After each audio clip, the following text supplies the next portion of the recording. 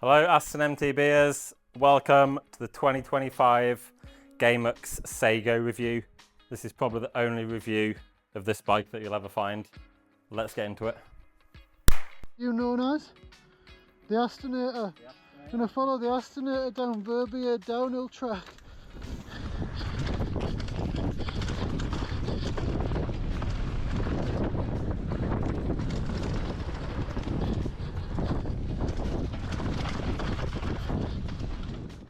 This isn't just a mountain bike, it's a spaceship, crafted in CAD by some Swiss dudes with a years-old passion for creating the ultimate downhill racer. The Gamux Sego is no-holes-barred engineering at its finest, carved from huge blocks of 7075 T6 alloy. I purchased this bike myself and I picked it up in person at the Gamux HQ near Zurich. After this, I built the bike up and I did about 20 days riding on the bike. It's been absolutely awesome. This review, I'm going to go through the whole bike and let you know why it's been such a fantastic bike. The Sego is a masterpiece. The frame's carved out of two giant chunks of aluminium, a huge block for the front end and a slightly smaller block for the rear, plus a few more bits and pieces for the linkage. Constructing the frame in this way gives the designers massive freedom over the exact shape and the form of the bike. There's no welds and there's no weak points where forces can build up and cause a crack or a failure. The front triangle of the bike is carved into two huge I-beams, and either side of these I-beams are carbon tubes pressed and bonded into the frame. This is said to help with stiffness and also bump absorption, vibrations. The completely black anodized frame with the silver raw parts to finish, absolutely amazing, super smart, super sleek. More spaceship than mountain bike. The 6-speed Pinion gearbox is nestled beautifully into the frame and also has this extra aluminium guard to protect from any incoming rocks. Or if you case a jump as bad as it gets, that might save you. The cables and the battery for the Pinion Smart Shift are hidden nicely inside the frame, around here somewhere, completely out of view. To charge it, you can pop the seat post out, and in here we have a cable coming that connects straight to the charger. You can charge up the gearbox battery. The gearbox battery lasts for absolutely ages. I think 20,000 cycles. So you only need to charge it every few months if you ride in pure downhill. It's essentially a single pivot design. The pivot's here with this huge swing arm. There's a two-piece link that drives the shock, and then the high idler wheel up here to deal with the chain forces. Below you've got the standard tensioner from Pinion gates. This has got a super strong spring in here and that keeps the tension on the belt so it doesn't come off. There's also a snubber at the back for extra safety. And a really nice detail of this bike, you can put a 5mm Allen key into this wheel, pull it down, press the lock button so the tension's removed from the belt, and then you can actually take the whole belt off without removing the wheel, making it super easy for wheel changes and maintenance. The Gates belt drive is also oil-free, maintenance-free, self-cleaning. The only problem I've had with it is after a few days of dust build-up, it can squeak a little bit. I think it's actually squeaking on the rubber O-rings on this wheel, but a quick hose down or wipe off and that disappears. I bought this as a frame kit and I custom built the bike with some of my favourite parts. I've got the Dorado RRT fork, which has been on a few different bikes, matching Kitsuma RRT shock, Hell Performance Advocate brakes, went for the NSB crank upgrade, the amazing Outlier pendulum pedals. You can read the review on my website. Hope hubs, DT Swiss EX471 rims, and at the moment we just got a Maxxis and a prototype Schwalbe on the back. ODI push-on grips, Surly Sunrise bar, and just to finish the bike off, I went with this ultra minimalist shifter from Zerbel. This is a Swiss brand that make add-on shifters for, I think, any electric drivetrain products. This one just plugs straight in, super minimalist. It's not quite as accurate as the trigger shifter if you're riding over bumpy ground or racing, changing gears a lot, but for general riding, absolutely excellent, keeps it nice and clean. I've been using Pinion gearboxes for a very long time on all different bikes. On my Titanotron bike, I have the 12-speed smart shift, and on my gravel bike, I have an 18-speed mechanical shift. This is a 6-speed. I'm not such a big fan of the 6-speed and the same as a 9-speed gearbox. The steps between the gears are quite big. They're 24.3% between each gear, whereas the 12-speed box has a 17.7% change between each gear. It's actually quite a big difference. And I have heard a few World Cup racers this year complaining that the steps between the gears are too big and they always feel like they're in too easy or too hard. Personally, for any kind of riding, I go for the 12-speed gearbox.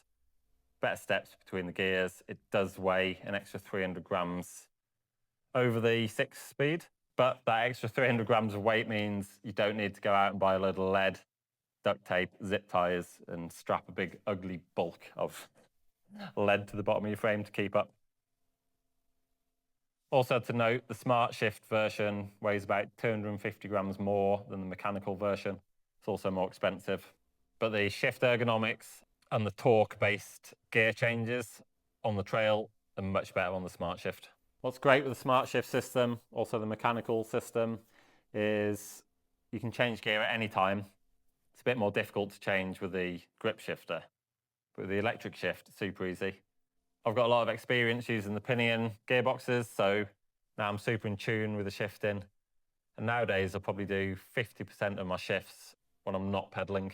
So that's rolling down the hill. You gather in speed, you can change down a gear or two because you know you need to be in a harder gear. Or if you can see a climb coming up, you can shift all the way up. Also a nice thing for racers, if they're in the start gate, they don't have to look back and check they're in the right gear.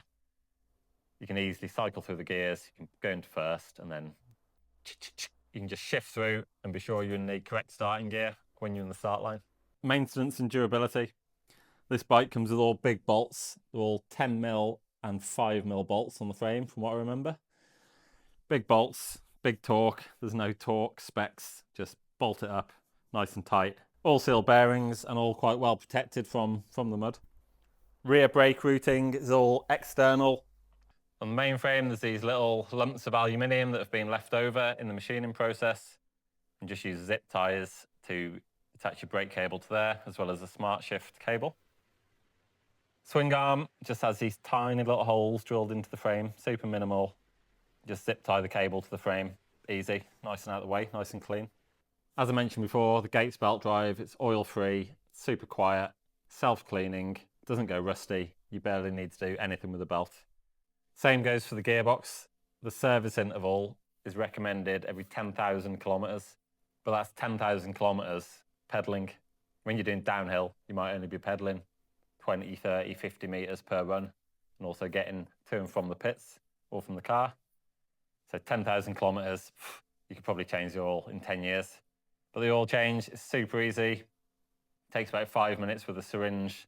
Just syringe out the old oil and then syringe in 60 millilitres of fresh oil. Easy. Minor hiccups. This bike was super easy to put together, but there were two problems along the way. One, the Kitsuma shock has got a pretty big head on it, and I actually needed to remove this shock mount every time to fit the shock to the mount and then fit it back into the frame. This is a super high precision fit on this shock mount, which means it's really tight and it's quite difficult to squeeze it in and out. Gamux and their team riders all use Manitou Mara air shocks, and that's got quite a lower profile on the shock head. But this was only a problem to install. Once installed, I can still reach all the adjusters, no problem. The Sego's geometry is spot on for a modern downhill bike. This is the S2 size with a 480mm reach, 631mm stack, and I went with a choice of the longer 460mm swing arm. I also opted for a less progressive linkage, which has 22% overall progression versus the standard 33. This high front end setup had me feeling like Jackson Goldstone, super upright and in control.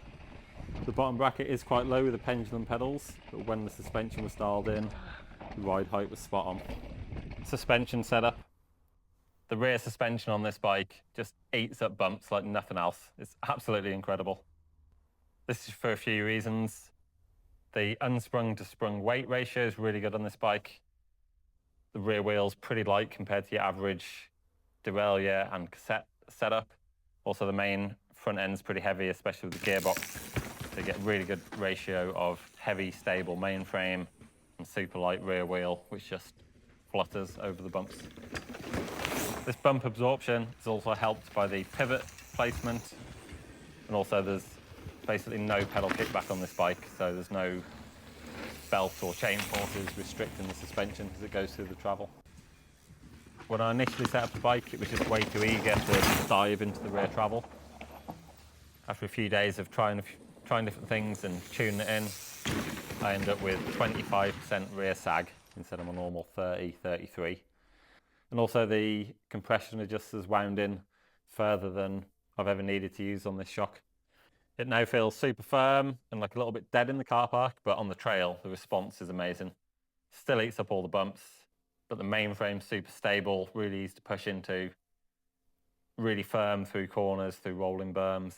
So even with a much stiffer setup than normal, it still just eats the bumps and tracks. Absolutely amazing. Along with a 25% sag on the rear, using the Slacker MTB tool, which is something you can win on my website at the moment. I also checked the fork sag every time I went riding, and actually finished with a perfect 25-25 sag balance front and rear. So same sag, same amount of travel. Spot on. Downhill performance. The first thing to note is how quiet and solid the Sego is.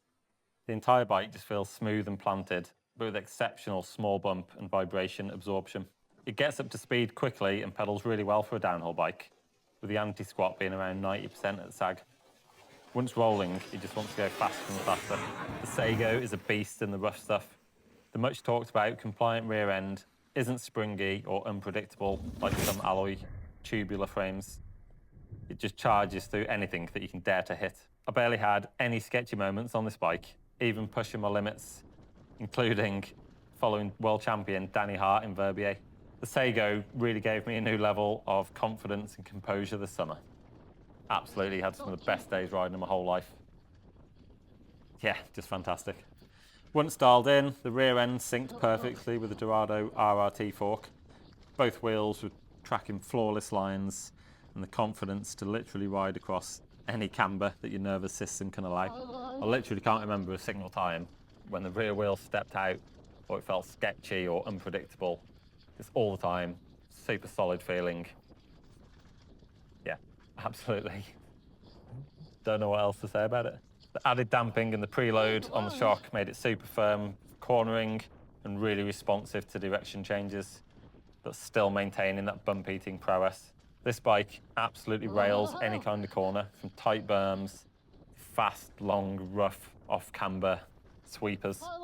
Under braking, it's also excellent, with zero pedal kickback, a semi-high pivot, and the compliant swing arm meant great braking traction, even on the roughest sections, and maintained great chassis stability. The anti-rise on paper is around 120% at sag, which I think is spot on. It's a race bike through and through, built to go fast and stay planted.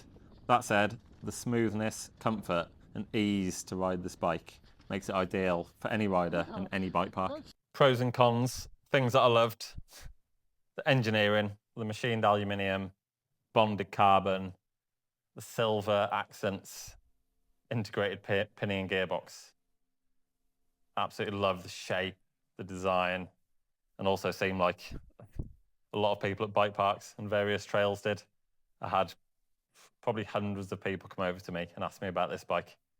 Even people who weren't really mountain bikers, just like random people in car parks, absolutely loved it. Lots of people came over to say hello and talk about the bike. So that's pretty cool. If you like attention, this is good. This is a bike for you. Also love the durability. I didn't do anything on this bike for 20 days. I did a couple of bolt checks. Nothing came loose at all. Gearbox, I didn't do anything. Hosed it down a couple of times when it was squeaky. No problems. Super solid, reliable. You get home from a ride, nothing's going to go rusty. You don't even need to clean it if you don't want to. Maintenance is super easy, really easy to clean down, really smooth lines. Easy to wash it off and wipe it down with a cloth.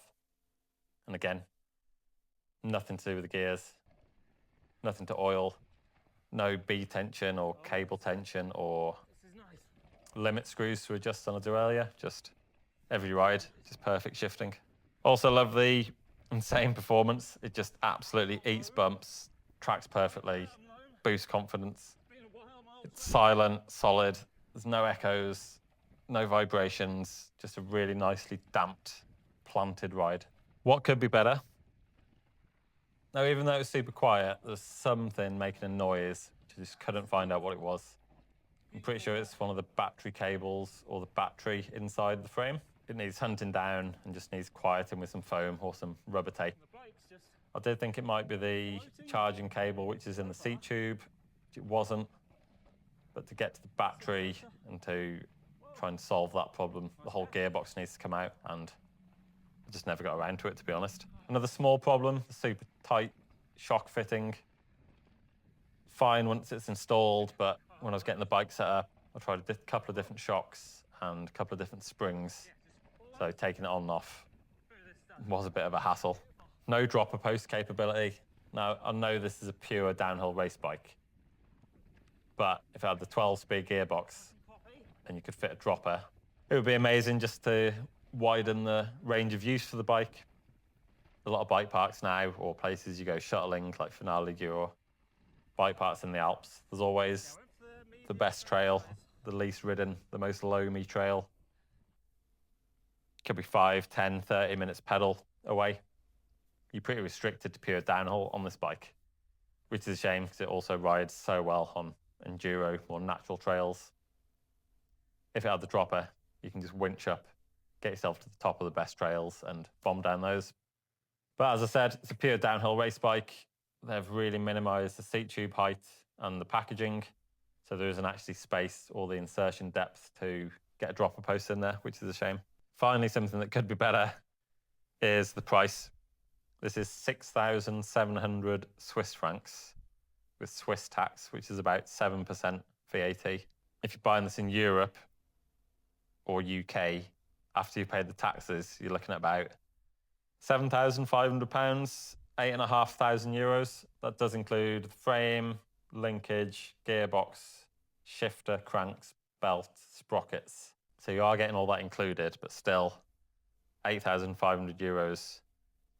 Basically the most, I'm pretty sure it's the most expensive bike frame you can buy. But again, I don't think it's bad value for what it is. It's an awesome machine, small quantities, small brand. Obviously people in Switzerland are on decent salaries and they have to pay all the health insurance and stuff. So good value, but very, very expensive. The complete bike build here, if you built it all as I have, you're looking at about 15 grand. So definitely not cheap, but you can buy a Specialized S-Works for that. And this ain't no Specialized S-Works. This is an absolute beast. Reader questions. On Instagram, I asked for your questions, and here I answer a few of the most important ones. Question 1. I'd be interested in hearing about the chassis compliance versus other bikes on the market. How do you think the construction of the frame affects the feel to the rider compared to the other bikes on the market or other materials you ride? Alloy, tie, steel, carbon. Well, I haven't ridden many of the latest production downhill bikes, so hard to do a direct comparison. But in general, compared to a tubular alloy frame, it definitely has a different feel. The frame's actually solid, so it feels more damped. It's really predictable. It does have the ride feel of more like a steel or a tie frame. Yeah, better damped, better compliance. But still quite responsive, as it is alloy. It's still quite responsive to push against and move on the trail. Question 2, is this the ultimate step of bike design? Is this peak performance? Well, who knows where things are going in the future, but it's definitely a special machine. For mass production, I'm guessing it's not the most efficient way to build complete bikes at the moment. But for a high-end race bike, it's got to be close to the finished product.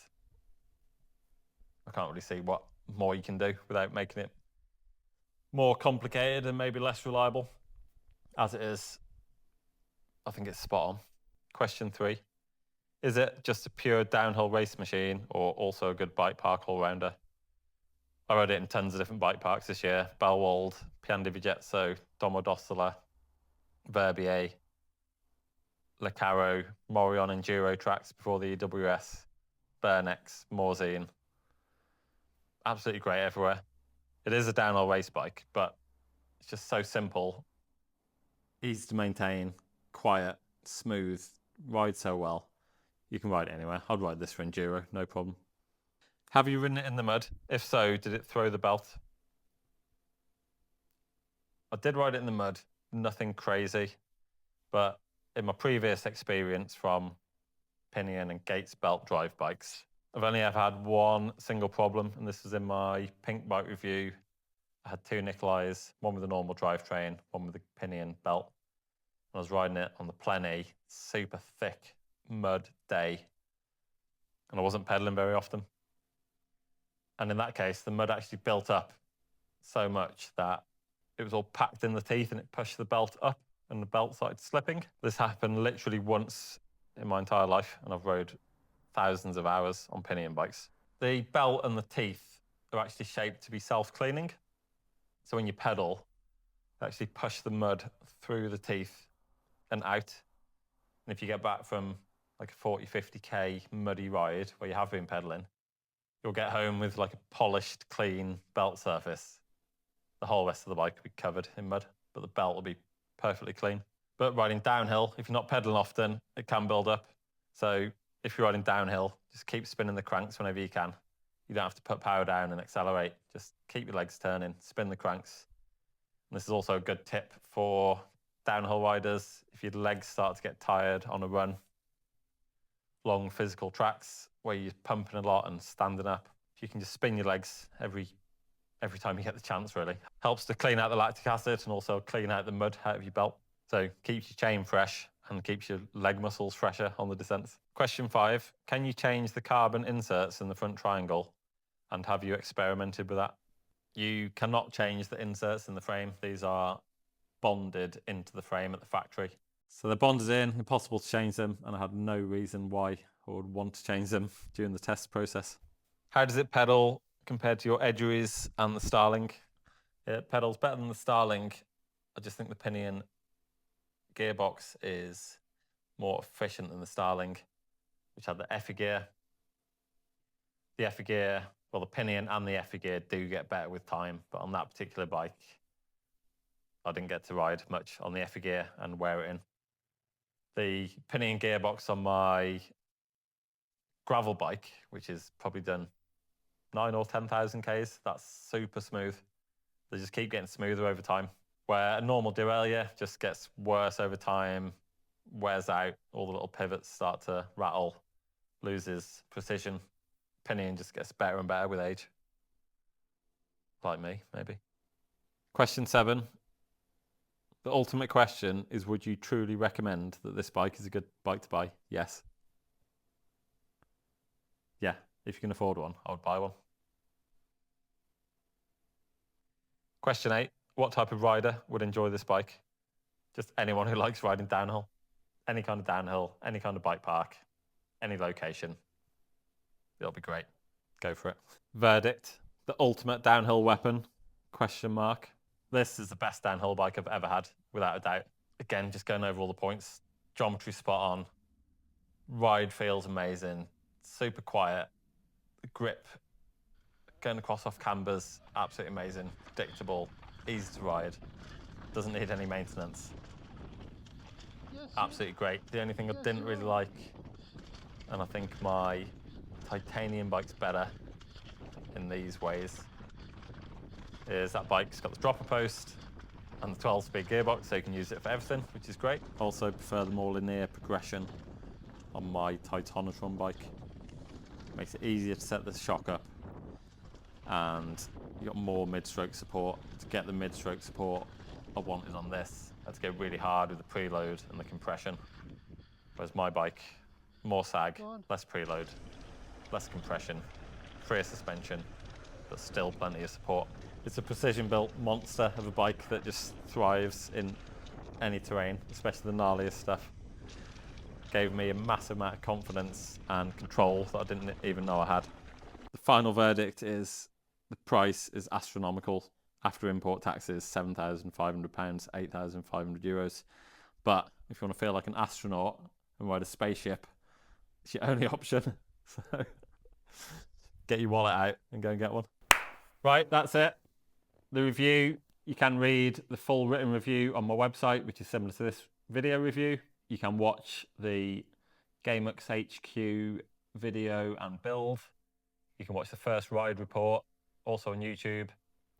And there's also the Danny Hart follow cam, where I spent a few days riding, trying to keep up with Danny Hart in Verbier. I wasn't keeping up that much, but I was giving it a bloody good go on this bike, and for my age and my current skill and fitness level. Danny followed me down for a run down the track in Verbier, which is pretty cool. So you can see the bike in action, you can see it shredding some corners. You can also win one. Go and watch all those videos, read the review, and you can head to my raffle page. I'm giving away a frame kit, brand new, any size, S1, S2 or S3, choice of swing arm sizes, mullet or 29er, brand new from Gamux, shipped anywhere in the world, paid for by me and my competition. These competitions fund all my reviews, and normally I'll give away the complete bike after I finish testing it. But one of my all-time best followers in America has actually bought this bike, and this is shipping out, well, probably in the next few days now the video's done. This bike's going to ship to America to a new owner, and another follower has got the chance to win a frame, so go and get your tickets. £5 entry. There's 3 weeks to get your tickets, and yeah, you'll find out shortly after if you've won. And thanks for watching.